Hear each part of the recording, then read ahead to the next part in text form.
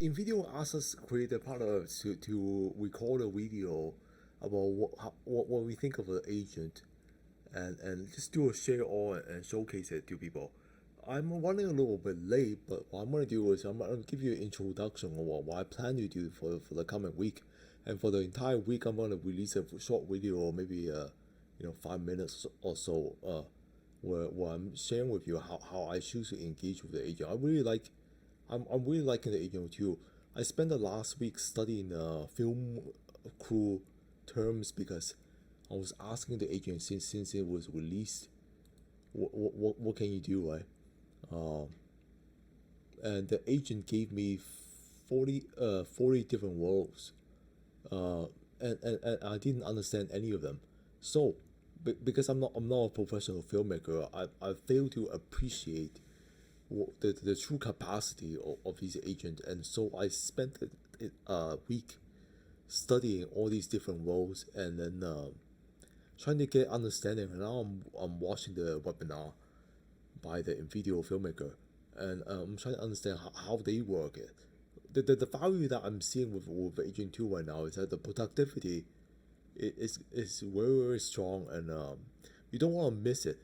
If a long project that takes 10 minutes for and I'm doing raw, right, with all agent assist, it might take me 2 months just to get it all set up.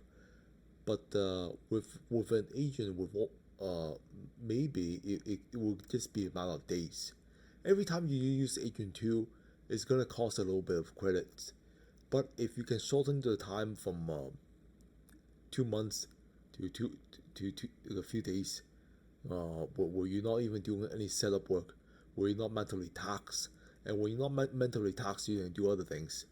Um, and so I seem to think that it is very valuable because what I'm interested in for myself is doing long form story content, right? And long form story content require a lot of film execution skill. I come to find that you see all the AI artists that they're making a short 15-second clip, but that doesn't take any skill, and nobody's bound to learn a little bit more. Uh, I'm learning sound editing myself because a lot of people just put music in the AI video, and that has been invaluable. I'm learning. Yeah, it's been a worth relation the whole week. Uh, but I'm not too sure how much of these I will actually use every single time I'm engaging with the agent. I'm using cinema photographer a lot, and I'll tell you why that is, because in one of the older agent, uh, yeah, this clip here, I'm using the agent primarily to do Nano Banana cinematic storyboard grid setup, and asked the agent for the prompt. Right? I'm using the training model that the agent has, and I rely on cinema photography a lot because I'm not really skilled at understanding when to use the camera setup. So it's been very helpful for me to get a technical showcase of what the story that I develop, how it should be interpreted in terms of shortlisting.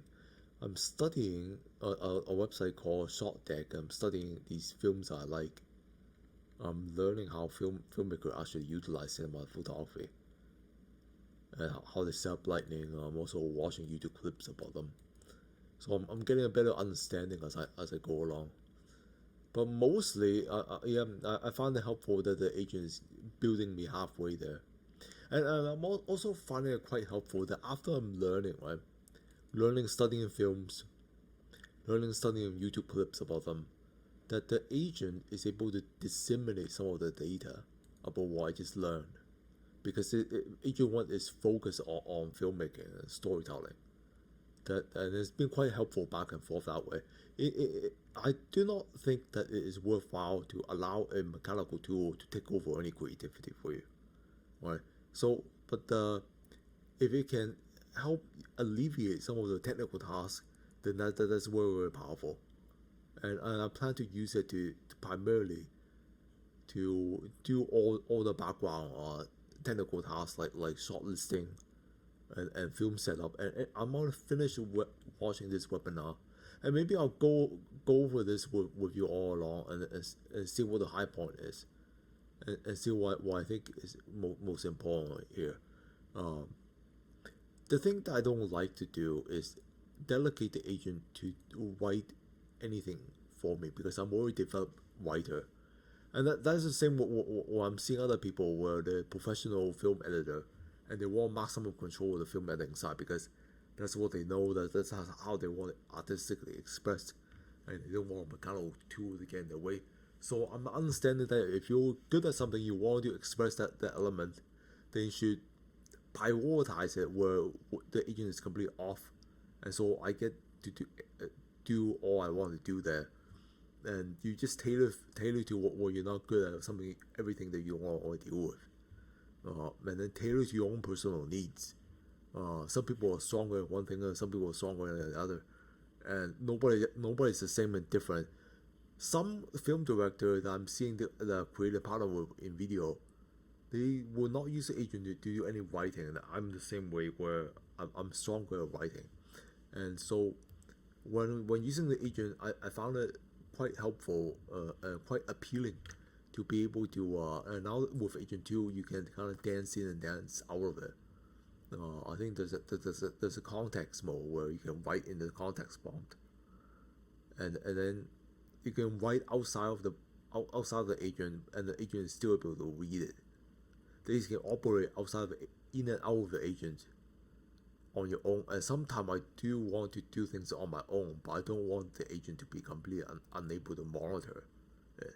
And that's gonna be quite powerful. I'm gonna use that feature in Agent 2, because what I like to do right now is when writing human characters, especially, I don't want the agent to do any writing for me when it comes to human emotion.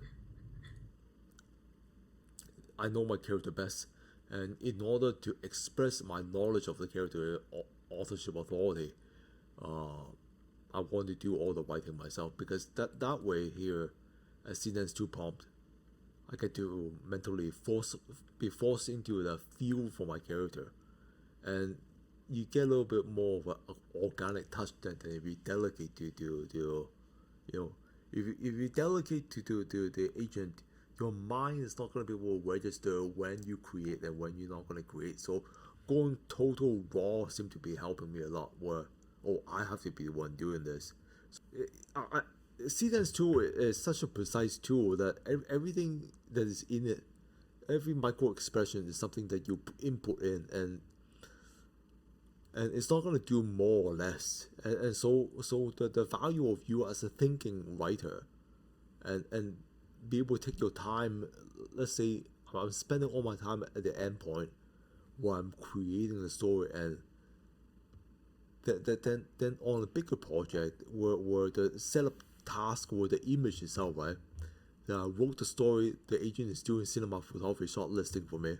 I'm cherry picking the best shortlist writing that I like. I'm trimming all the mental energy that would have cost me if I've done it raw, if I have to create it by myself. And the agent do a lot of the technical tasks for me, right?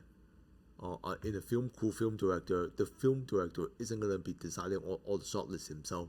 He's gonna have concept artists. He's gonna have all these things, and I'm trying to simulate that. And then that you can actually get things done. You can actually get a 12-minute, 10 minutes film done without being completely burned out by it, and I'm gonna be happy with it. I'm gonna be happy spending a little bit of credit and money just to get speed. And after the creative partner program, which lasts 3 months, I plan to come back to Invideo and use a tool like this. But that only because I'm able to tailor fit it to my own personal need and desire, or how I like to express my art.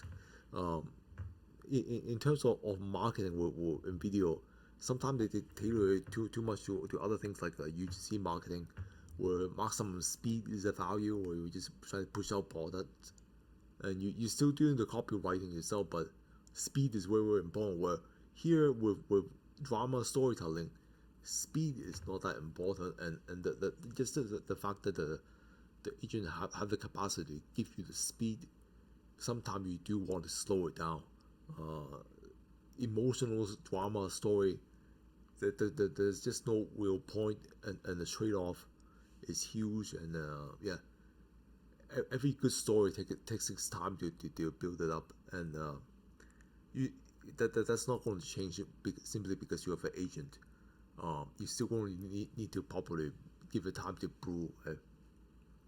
But that's what I'm seeing, where the agent have different value when it comes to technical speed in different medium. That's all it is.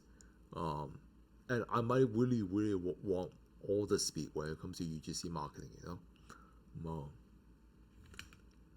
So that's what it is. And then for this week, I'm gonna keep on sharing what I'm learning. And tomorrow, I will be on the agent, and I'll be inside it, and I'll be talking about how I use it.